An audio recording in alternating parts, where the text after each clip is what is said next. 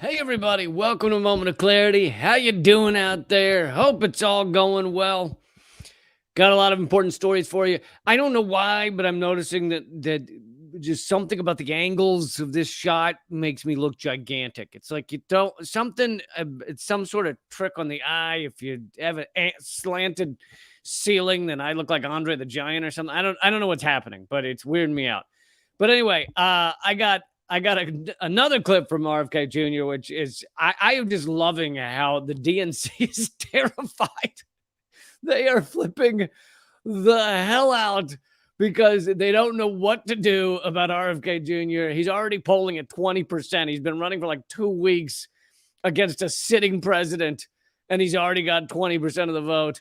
And Biden only polls at 60% of that vote. So it's 20% versus 60% of Democrats, obviously.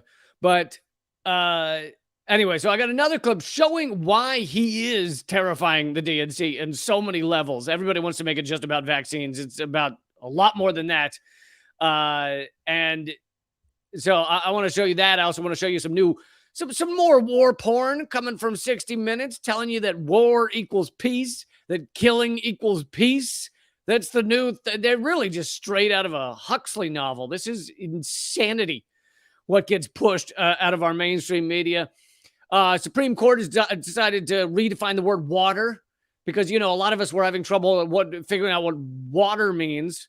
And so the Supreme Court has luckily stepped in and said, hey, a lot of that, millions of acres of that so-called water. Yeah, it's not water anymore. We're pretending that's not water. More protesters standing up, confronting our mainstream garbage corporate politicians. So I got some clips of that for you.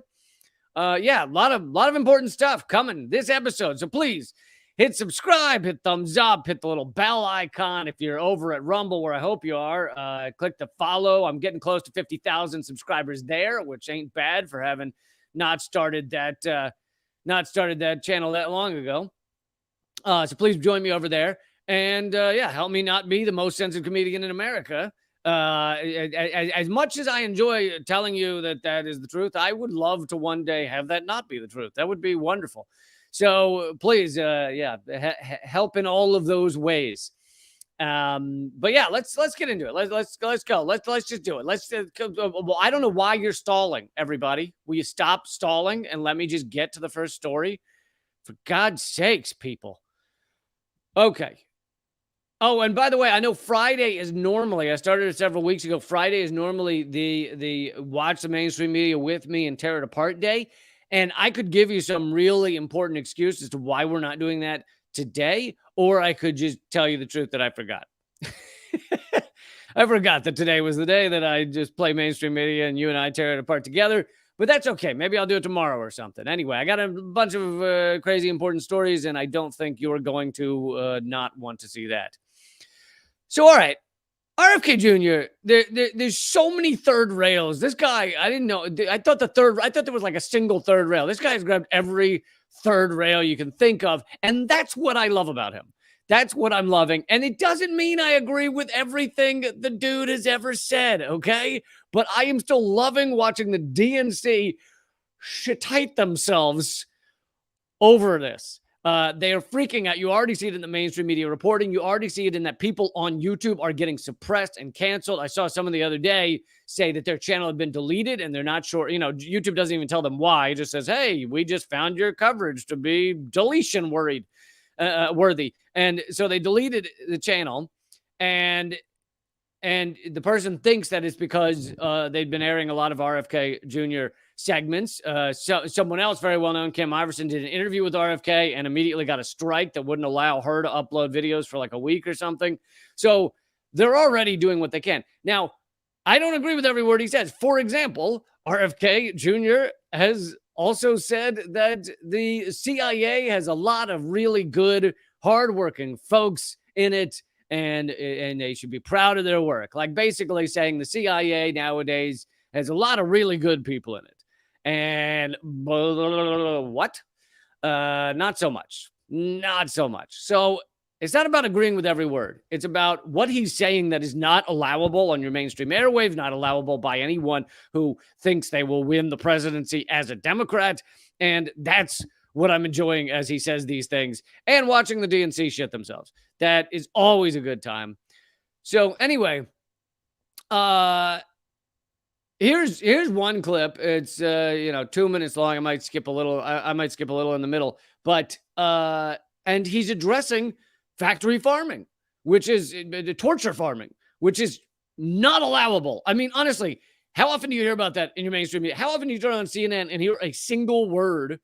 There are literally laws in this country against revealing what goes on in factory farms. The mass torture of tens of thousands that's in one farm, of course, not globally, but nationally, it's billions of animals. The mass torture of these animals. And anyway, he just posted this video. This is completely anathema to anything that's allowable under the Democratic umbrella.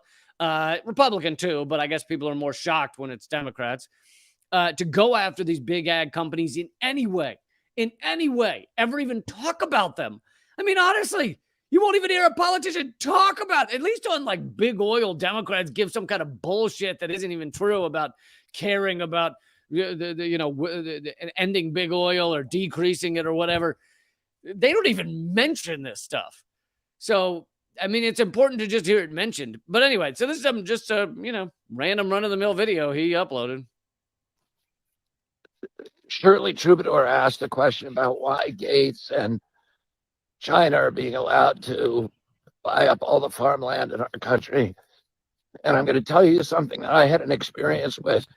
I just want to say real quick, because I think it's kind of important. I know he's addressed Bill Gates and how horrific and corrupt Bill Gates is on many other times. I'm not saying he's avoiding the topic, but the rest of this answer has nothing to do with Bill Gates. Bill Gates is, I believe, still the number one owner of farmland in America. However, an important caveat, which if you're going to be truthful, and even if you want to talk about the Gates issue, you need to say, which he's not really talking about in this one, is that Gates is the number one individual owner of farmland. He is not the number one owner of farmland. The number one owners of farmland are these big ag corporations that own God knows how much farmland.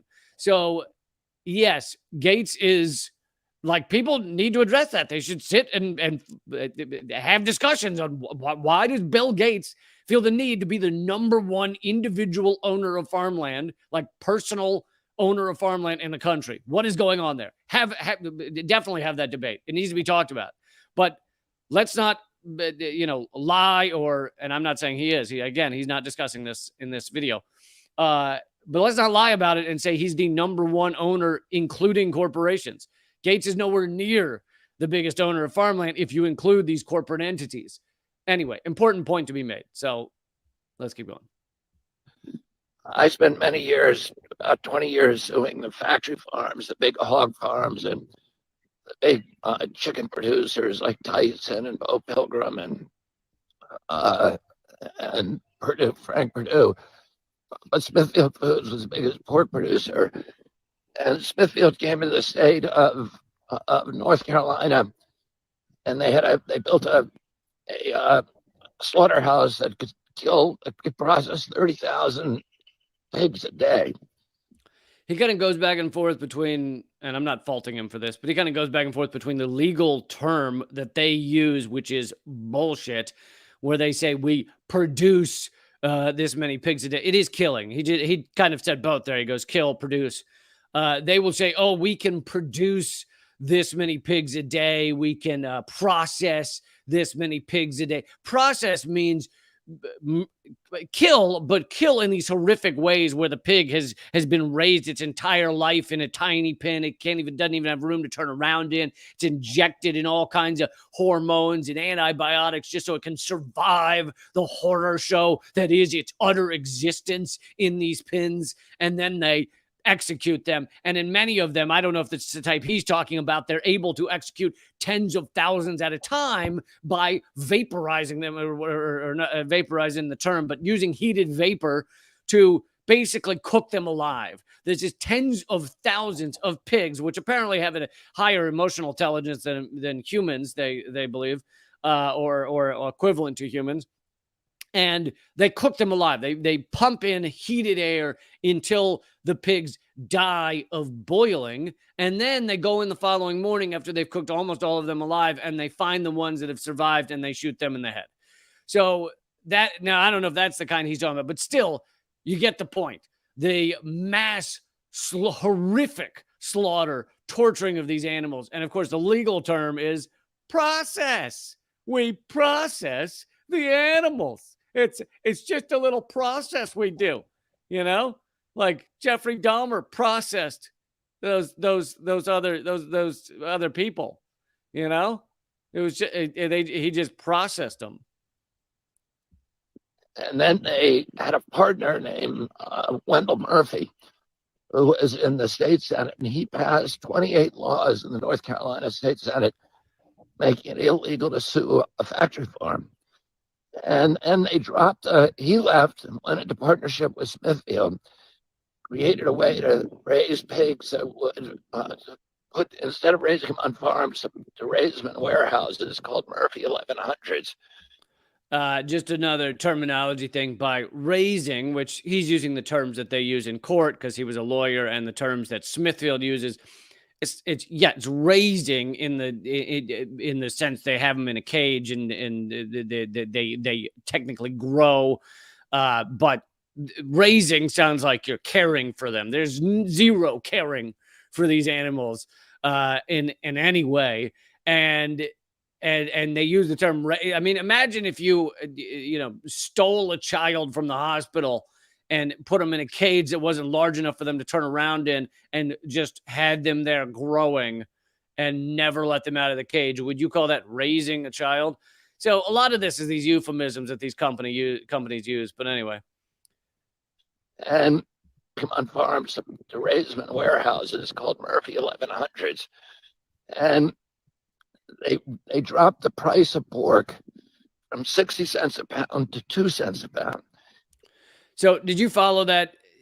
By going in and doing this stuff in a completely horrific way, by having these hogs, pigs in warehouses, in tiny cages, packed full, shooting them full of antibiotics and steroids so that they got huge, but could survive the misery that is living in just piles of shit and vomit and everything else. They were able to decrease the amount of the cost of raising these pigs from 60 cents a pound to 2 cents. And as he's saying, they obliterated all family farms. All non-corporate farms had zero chance of competing with them. It put out of business all 28,000 independent hog farmers in the state of North Carolina, and it replaced them with 2,200 factories, all of them either owned by Smithfield or contracted to Smithfield. The only farmers who could stay in business were farmers who signed that contract with Smithfield to mortgage their homes, to put those big hog sheds, the Murphy 1100s, on their property. And then they lose all control. They become serfs on their own land. Smithfield dictates all their farming practices. It gives them the food. It delivers the piglets, picks up the grown animals, and brings them to slaughter. And when they sign these contracts with Smithfield, these what used to be family farms are now basically employees of Smithfield for all intents and purposes, and they can't set the prices. There's no room to negotiate with Smithfield, so Smithfield can treat them, as he says, like serfs, and they get paid, minimum wage or whatever the smallest amount is that Smithfield could pay them, and so it's not just the harm to the animals. He's talking about the harm to the North Carolinians, the harm to the farmers, the harm to the Americans that actually did the farming. And of course, it's also harm to what is pork meat, what is, this stuff people are eating. Of course, it becomes more and more disgusting and grotesque. So there's all that harm as well. to the health of your average American. It's like it trickles down. This disgustingness just trickles down from the beginning of the way it's produced. And he's talking about all that. He's not even, again, and I think this is an important fact, he's not even talking about how disgusting it is to the animals. He's talking about how disgusting it is to the farmers. Nothing, and none of the decisions made on that farm are made by that family farmer anymore. He's no longer a family farmer. He's a serf working on his own farm. They put out of business 28,000 farmers, and they control now 80% of the hog production in North Carolina. Because they dropped the price in North Carolina, Iowa had to adopt the same system, had to cave into Smithfield. They ended up taking control of 80% of the hog production in our country. Then they sold themselves to China. So now China owns all that hog production in America, and it controls our landscapes. And that's the end of Thomas Jefferson's vision of an American democracy rooted in tens of thousands of independent freeholds, each one owned by family farmers, each with a stake in our system of government. And that's why all of this industrial agriculture not only gives us substandard food and is food that is not nutritious, that is filled with chemicals and hormones and antibiotics, but they're also taking control of our landscapes, and that is a huge threat to American democracy. So incredibly important points there, but with China taking over, and it doesn't matter that it's China. I know there's endless propaganda against China right now, so everybody, their eyes get wide when you say China owns 80% of all pork production across America. But it doesn't matter. The point is, the U.S. is losing sovereignty. I mean, you give both the farmland, of course, where this pork is quote unquote raised, where these pigs are tortured, along with the actual money that's involved, the actual pigs that are involved. All of that is now owned by another country. So you lose the sovereignty of this country. It's given over to multinationals that in this case are owned by China. And, something he didn't mention in this, which to me is just the visceral vision of it. The image of this to me just sums up everything that is our craptastic, capitalist, crap corporation system. It just sums it all up. That same state that he's talking about, North Carolina, where Smithfield and then China took over the entire pork production. Now Big Ag, whether it's owned by China or not, Big Ag owns that government in North Carolina for all intents and purposes, as it does a lot of our state governments. And these massive pork farms, maybe you've heard me talk about this before, but they create, when you have millions of hogs, they create like billions of gallons, or I don't know the exact numbers, but insane amounts of, unfortunately, sorry for the terminology, shit and piss. Just loads of it. Shit, piss, and blood. Just insane millions upon millions upon millions of gallons of it. So what do you do with that? Well, you can't just mop it up, right? You can't just take a little towel. Like if you cut yourself and a few drops of blood, okay, I'll wipe that up. If you piss yourself and a little drips on the floor, as I do daily, because I like to laugh, folks. I just like to laugh, and so I find myself peeing a lot. You just wipe it up, right? But when it's a billion gallons, who's the kid with the cloth you're going to send in? You go, there's 1 million gallons of shit and piss over there. Can you just scrub that up real quick? Just get a squeegee or something. You're going to want a ShamWow for that. You're going to want a ShamWow roughly the size of Nebraska. Just bring one of those in. So what do you do with it? You put it into lagoons, giant lagoons, pig shit lagoons. I'm not kidding you. You can see aerial photos of them, drone photos, pig shit lagoons. And, well, what do you do when the lagoons fill up? Then you can't even keep putting in the lagoons overflowing. What do you do then? then you start, apparently, according to, wow, I've never seen this before. Is this a new? Yeah, I'm trying to get a photo for you of it, and literally Google was stopping me from typing the word shit. I kept trying to type pig shit lagoon, and it just kept changing it to shot. Oh, come on. One image. Get rid of the images? All right, I'm wasting your time here. But so what do they do with it? They start spraying it into the air. They aerosolize it. So they take giant things that look like cannons and they start spraying this stuff into the air. Well, where's it go then, do you think? Well, it wafts. It wafts throughout North Carolina. It wafts throughout whole towns. And then it settles. And it basically laminates whole areas of North Carolina in, drum roll please, pig shit. Okay? Now, this seems like something that probably should not be allowed, right? It seems like perhaps taking antibiotic-filled, hormone-filled pig poop and piss and everything and blood and shooting it into the air so that it wafts down onto your children's faces probably should be illegal. Like, I think if you walked up to somebody and sprayed that in their face, you could probably get arrested for that. So it probably should be illegal. Sounds like it should, right? So people started suing Smithfield.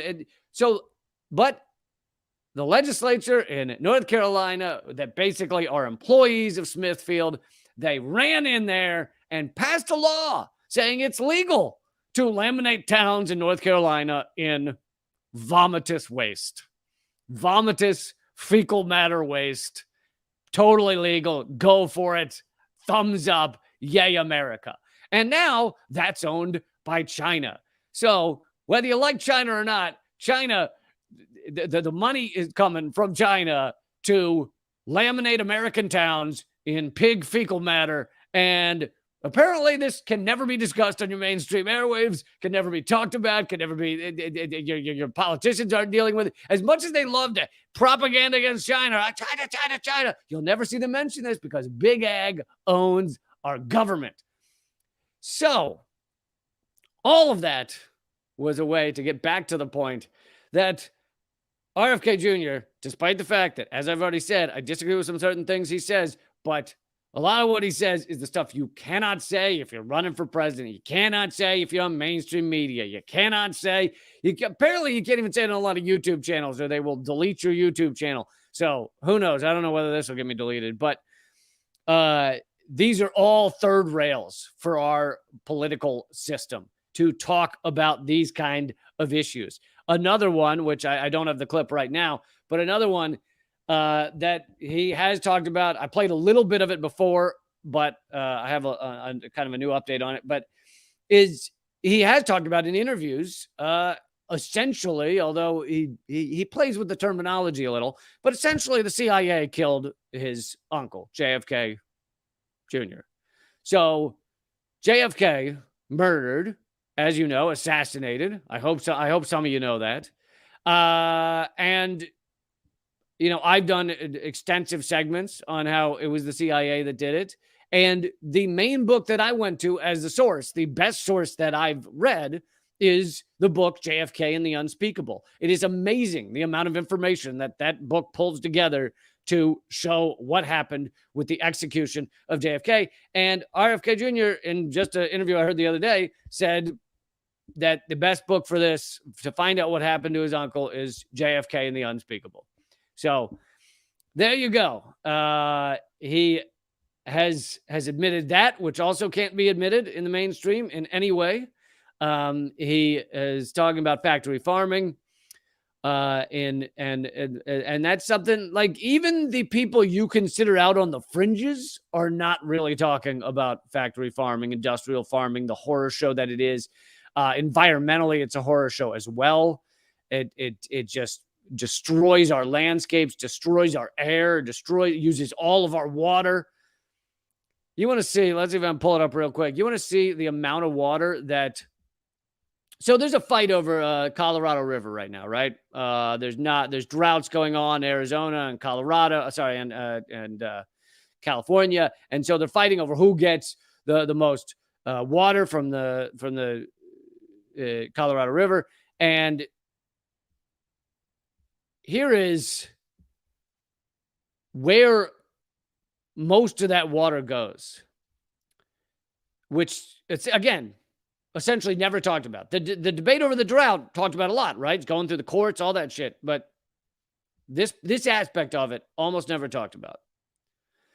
The Colorado River is being drained to produce beef and dairy. That is where the majority of the water is going. You see the giant green section on this chart, which if you're listening to the podcast, you cannot see, but picture Pac-Man and the Pac-Man portion of the pie chart all goes to alfalfa, grasses, and corn silage for livestock feed. 1 million gallons goes to that. So although it is technically used to water crops, so when people say, well, where's the water going? Well, it's watering crops. Well, the vast majority of those crops are used actually for feeding livestock, for feeding the billions of cows, pork, pigs that we have in this country so that we can eat meat roughly every 30 seconds. So when they say, oh my God, we're in a drought, what are we going to do? Where's the water going? They will not talk about the fact that this water is going to grow crops that are then fed to cows and chickens and pigs. And a lot of that alfalfa doesn't even go to American cows. I mean, not that it would make that much difference, but a lot of that alfalfa apparently is shipped again to China, which is then fed to their cows. So we use up our water. We cause a mass drought. We suck the Colorado River dry to grow alfalfa that we ship to China to feed their cows. It's called virtual water theft. Of course, China's not, it's not thievery. They're not doing it in the dark of night. They're just offering us a price we can't refuse, right? They're just buying it from us.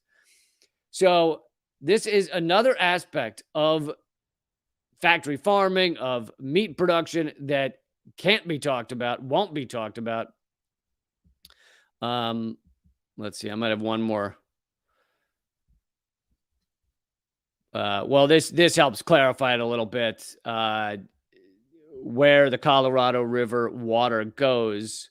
So this is if you don't break down crop production the way the last chart did. The vast majority of the Colorado River's water goes to crop irrigation, like over 75% of it.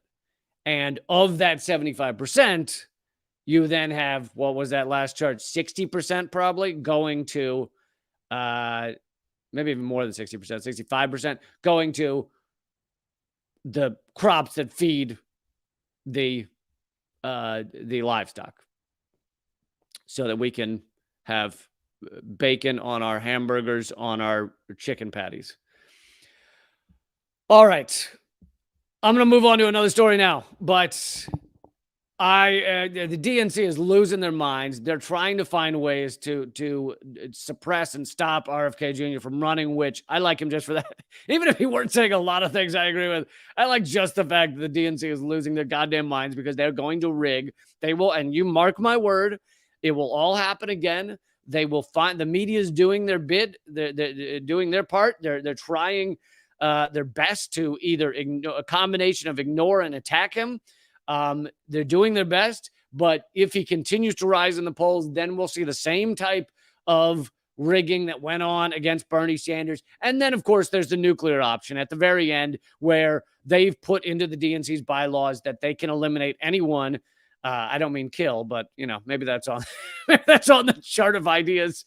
Well, we have these options for what to do. We're going to put kill down at the bottom here, but, it's always there. But they can always stop. They can stop anyone from being the Democratic nominee simply because they didn't seem Democratic enough. That's literally now in the bylaws. The DNC can stop someone from being the nominee because they're not Democratic Party enough. Okay, so I want to get now to this is a level of war porn, war propaganda, just laughably. I mean, does anyone watch this and take it seriously and think this is what your mainstream media is? So, yes, this is Australia. However, this is Australian 60 Minutes. So it is, I believe, still an American corporation. But either way, this shows the level that the U.S. and our allies will go to put forward pro-war propaganda. Of course, Australia, as you know, supports our proxy war in Ukraine, supports endless sanctions on Russia, supports Australia, second to the U.S., is probably the number one creator of ridiculous propaganda against China. They're obviously much closer to China than we are geographically. So anyway, this is Australian 60 Minutes telling you some very important things. Literally, the title of this segment is Weapons for Peace. Yes, sir. It might sound like twisted logic, but military forces everywhere argue the greater the firepower they possess, the greater the chance of maintaining peace. Not twisted logic, just twisted. It may sound twisted. Yeah, you're fucking twisted is what you are. In other words, massive weaponry is the best deterrent to war. Right now, that theory is being... Can you imagine being her and looking into a camera honestly and going, the best answer for peace is war. If we kill a lot of people, we'll have peace. Tested like never before, and much of it is happening in Australia's backyard. The United States wants the world, and particularly China, to know of its increasing presence in the Indo-Pacific. And as you're about to see, its military in full flight puts on a spectacular show.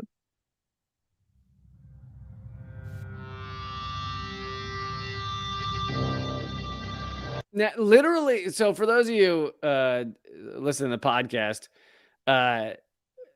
they're showing jets and military weaponry as if it were a Marvel movie. I mean, these are the disgusting weapons of war that the U.S. spends $1 trillion a year so that we can murder people overseas. Many of them, most of them, the vast majority, innocent civilians. And right now they're being shown by Australian 60 Minutes as like, like the sun rising. It's like Maverick, the movie, like Top Gun. It's just garbage.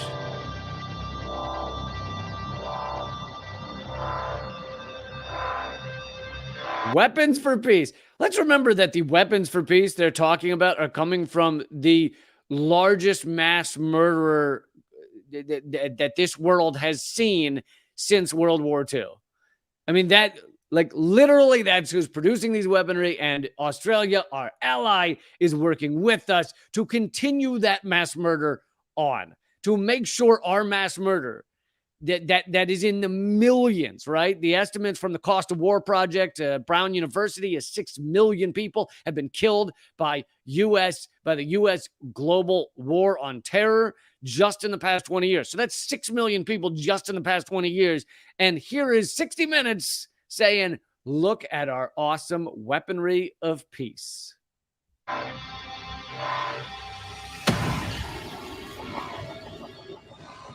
I hope that war doesn't come.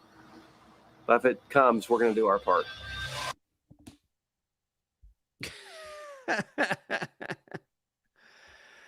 Oh my God, what garbage. It just, it amazes me there's no level of shame. No producer is like, are we really doing this? Are we saying the best chance for peace is mass weaponry? Really? It's just unbelievable. And again, Australia does more propaganda to try and create a Cold War, which of course Cold Wars can quickly turn into hot wars against China, than any other country, second to the U.S. Australia has just been part and parcel of our war crimes for years now. And they're part of the Five Eyes, which are our surveillance countries. And this is full on 1984. This is full on catch-22. This is full on peace is war and freedom is imprisonment. And like, honestly. And people, it amazes me people believe this shit. People go, oh yeah, well, so if we want peace, we better have the biggest weapons and kill the most people. That's the best way to get to the peace. Okay, moving on. This is the latest from the Supreme Court. Telling you, speaking of war is peace. This is the Supreme Court has just told us that water's not water anymore. I know a lot of you think like, well, water, it's pretty easy determination. Water is water, but no, it's not. Water is not water, according to the Supreme Court. Supreme Court weakens Clean Water Act protections. Today, the U.S. Supreme Court issued a ruling in Sackett v. U.S. Environmental Protection Agency, so against the EPA, reinterpreting the Clean Water Act to eliminate longstanding protections for millions of acres of wetlands. 5 justices on this new conservative court narrowed the definition of waters of the United States, often referred to by the cool kids as WOTUS, limiting the reach of the act, one of the most successful, effective, and widely supported pieces of legislation ever codified in the United States. So basically, the Supreme Court has found a new way to make sure we are destroying, making toxic, just obliterating more of our environment around us. Because for too many years, I've been saying this forever, for too many years, the environment has just not suffered. You know, the environment's just been kicking back, loving life, not suffered at all. So luckily, our Supreme Court has jumped in and said it is time for the environment to get its due. Okay, it is time for the environment to feel our wrath. Because, you know, the environment, think about it. The environment does rough stuff all the time, right? It's always coming at us. There are hurricanes, there are tornadoes, there are earthquakes and volcanoes, and sometimes little bugs that bite you, like bed bugs and shit. All that is the environment coming at us, and it's time we got them back. So good on you, Supreme Court. Teach the environment a lesson. The court's decision to hear the Sackett case as EPA was finalizing its new regulation was highly unusual and marks the latest instance in which conservative justices ignored traditional principles of judicial restraint in their haste to rewrite laws that protect people and the environment. The Sackett decision undoes a half-century of progress generated by the Clean Water Act. More than 100, and believe it or not, this is how far right the U.S. has pulled. The EPA and the Clean Water Act were put in by Nixon. So now literally our whole country, including many Democrats, maybe most Democrats, are right of Nixon. And they're still called Democrats or left. It always drives me nuts. The mainstream media calls that left. That's not left. It may be what's left of fucking government, but it's not left. It's not left wing. These are right wingers, whether Democrats or Republicans, right wingers who are destroying our environment, which is already largely destroyed, right? We've killed 50% of all wildlife over the past 40 years globally. And we're looking for new ways to exploit the environment. And so here's the Supreme Court stepping in and saying, you know, the swamplands, the wetlands have really been overly protected. Well, really overly protected. More than 118 million acres of formerly protected wetlands now face an existential threat from polluters and developers. The court's decision to deregulate wetlands will hurt everyone living in the United States. And many of these areas, they're kind of the last remnant of what has allowed us to still live in this country, allowed us to continue to survive. Because if you eliminate you cut down all the trees, You eliminate the insects. All these things live on top of each other in symbiotic relationships, right? So you get rid of the trees and the plants, then you get rid of that causes the death of the insects, which causes the death of the birds, which causes the death of the larger animals. So these things have a spiraling effect. So just because you don't live in a wetland, just because you don't live in a protected area, does not mean you aren't enjoying the benefits of the fact that these areas have been kept somewhat less toxic than most of the other areas of our country. So here's the Supreme Court jumping in, saying, time to gut the wetlands. This really is horrific and, is getting very little coverage because most people, including the mainstream media, do not care about our environment, truthfully. And many people, even on your independent media, even the people you may watch on YouTube that are somewhat suppressed for the things they're saying, many of them don't have many environmental stories. And of course, without the environment, I feel like our lives would kind of suck because you would die. Like, that's so important to have the environment if you want to be breathing and living and stuff like that. All right. Well, speaking of that, let's move on to some more climate activists who have interrupted the woefully corrupt Amy Klobuchar.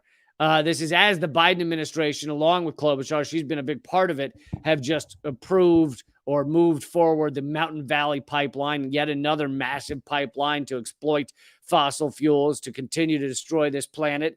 Amy Klobuchar, one of the most corrupt when it comes to the fossil fuels and pipelines. And so activists have jumped in and interrupted several of her speeches, several of her events. And, thank God for them. So I want to show you these videos because these are the ones, like, if I'm going to be the opposite of mainstream media, these are the videos you should be seeing, right? So if you're watching other independent media and they're not showing you these videos, then they're not showing you the important stuff. Hold on one second. Actually, I want to show you the other video first. Damn it.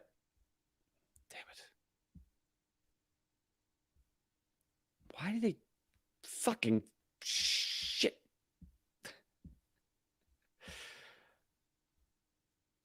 Hold on, I lost the... God damn it.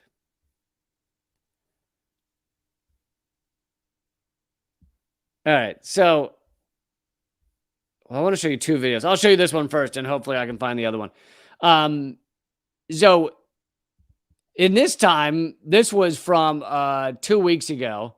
So it's happened again. This time, the latest time they were attacked by security, but this time they made her flee the stage. Amy Klobuchar just left because she can't actually address their concerns that fossil fuels killing the planet, etc. So she just left, which is amazing. I got all this stuff about Burma.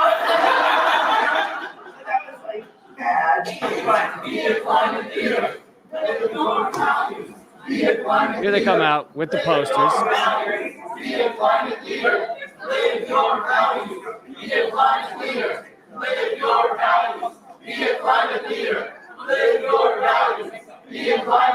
Then they saw security going and talking into his microphone. We have a freedom of speech threat going on here. Freedom of speech has infiltrated our event.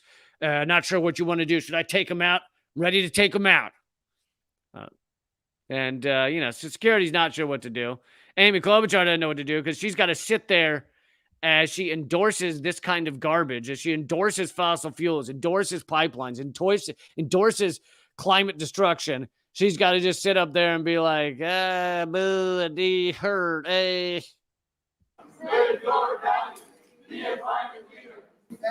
Drilling on federal land that's She's just like, all right, I guess we're gonna leave. I think that's the CNN, isn't that a CNN host, Dana Bash or something?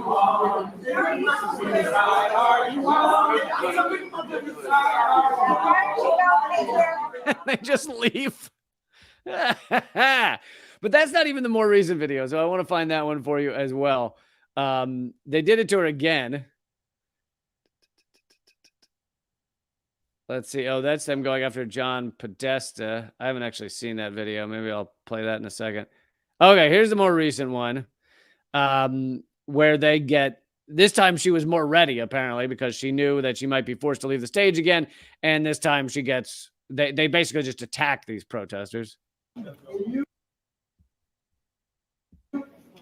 Policies that will allow the suffering to get because we're the comedy improv players, ladies and gentlemen. Thank you guys. Good job, guys. Go. Look at this guy just fully attacking. Go. Lock. Go. Headlock. Then they send a woman the size of a small country to attack the second person. $77 billion corporation. But look, I mean, imagine a world where, and the guy doing the attacking looks like Gargamel in a tie. He looks like the type of guy that would attack a climate activist. But imagine a world where you are the one making millions. I mean, let's be honest. Amy Klobuchar's obviously a millionaire, making millions, supporting the destruction of our environment, the destruction of our world. People then stand up with a little poster saying this is wrong, and you then send security or have hired security to get them in a chokehold. And you are up on stage talking about how you're the ones doing right. You're the ones helping the world. You're the ones helping the country. You're the ones helping the Americans. That's what she's up there saying as she allows, at minimum, although I think that these security were probably hired after the last event because she was forced to leave the stage. She knew that would probably happen again. Let's hire more security. They hired more security. So these people were prepped to attack these activists and put them into headlocks rather than let them move up the side. Go. And you hear the little liberals in the audience applauding as activists are attacked. Headlock. Full on headlock.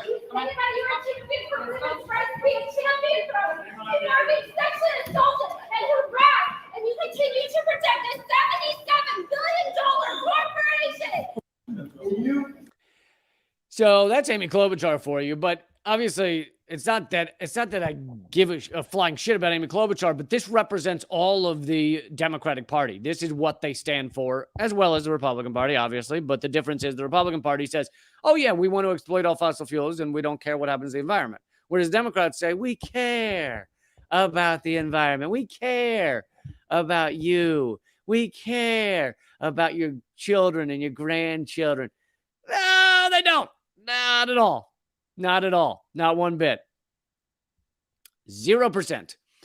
All right. I now want to get into this study that is showing that 70% of Americans are concerned that the FBI and the CIA and other intelligence organizations will rig our election. Not will coup other countries, will rig our election. So let's get into that story. That's only at rumble.com/LeeCamp, as well as my locals page, leecamp.net. Those are the only two that will continue to house this live stream. So please join me over there, rumble.com/LeeCamp and leecamp.net, which is my locals page. If you join my locals page, you get my new book.